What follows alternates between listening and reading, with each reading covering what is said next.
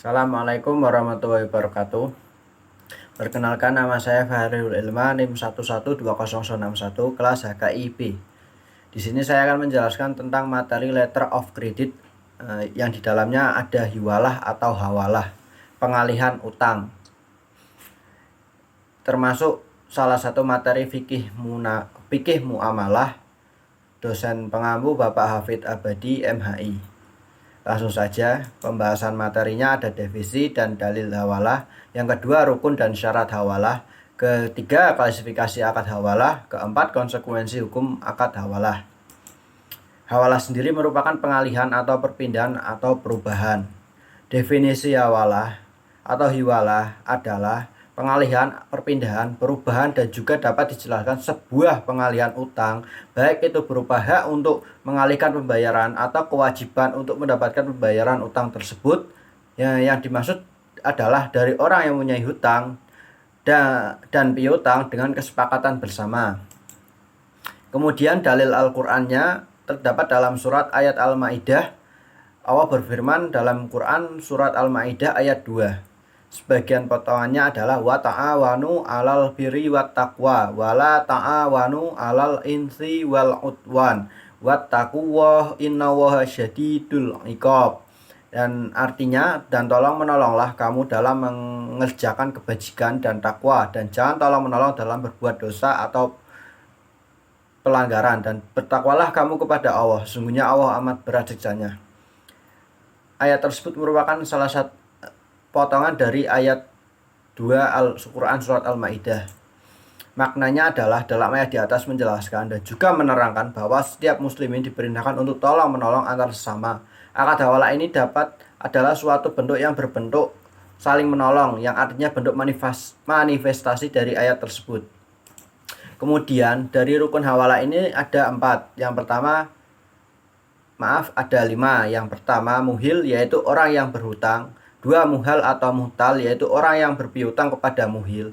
Ketiga, muhal alaih, yaitu orang yang berhutang kepada muhil dan wajib membayar hutang kepada muhtal. Yang keempat, muhal bih, yaitu hutang muhil kepada muhtal. Yang kelima, sigot atau ijab kabul. Kemudian syarat dari hawalah. Setelah adanya rukun, pastinya terdapat syarat yang ditentukan, dan syarat ini memenuhi terjadinya pengalihan utang ini. Yang pertama, kerelaan dari muhil, orang yang berhutang. Kerelaan dari muhil merupakan salah satu syarat terjadinya kontrak hawalah. Kedua, adanya persetujuan dari pemberi hutang atau muhtal yang haknya dialihkan kepada orang lain. Ketiga, keberadaan hutang tetap di dalam jaminan atau dijamin pelunasnya. Terakhir, kesepakatan orang yang menanggung hutang muhal alaih dan orang yang mengalihkan hutang muhil. Klasifikasi akad hawalah ini ada 2. Yang pertama, hawalah muqayyadah. Hawalah ini terjadi di mana yang berhutang memindahkan hutangnya kepada muhail alaih dengan mengaitkan pada hutang muhal alaih padanya. Kedua, hawalah mutalaqah. Hawalah ini adalah orang yang berhutang tetapi tidak berpiutang kepada muhal alaih atau bisa diartikan orang yang menerima pengalihan utang tidak memiliki hutang kepada orang yang mengalihkan, yaitu muhil. Kemudian konsekuensi hukum akad hawalah. Yang pertama, dalam konsekuensinya adalah kewajiban dari pihak pertama bayar hutang kepada pihak kedua secara otomatis menjadi terlepas, dan juga akad hawalah ini menyebabkan lahirnya hak bagi kedua pihak untuk menuntut pembayaran utang pada pihak ketiga. Kemudian dalam akad hawalah atau kontrak hawalah ini biasanya diterapkan pada bank-bank di sekitar. Yang pertama adalah faktoring atau anjak piutang, di mana para nasabah yang memiliki hutang pada pihak ketiga memindahkan piutangnya kepada bank. Yang kedua, post detached check, atau di mana bank bertindak sebagai juru tagih tanpa membayarnya dulu piutangnya tersebut.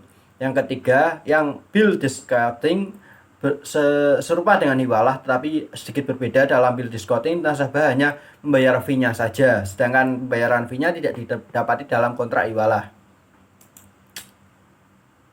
Terima kasih dari saya, Fahrul Ilma, dari kelompok 7. Mohon maaf jika dalam penyampaian materi ini ada kekurangan dan kelalaiannya. Wassalamualaikum warahmatullahi wabarakatuh.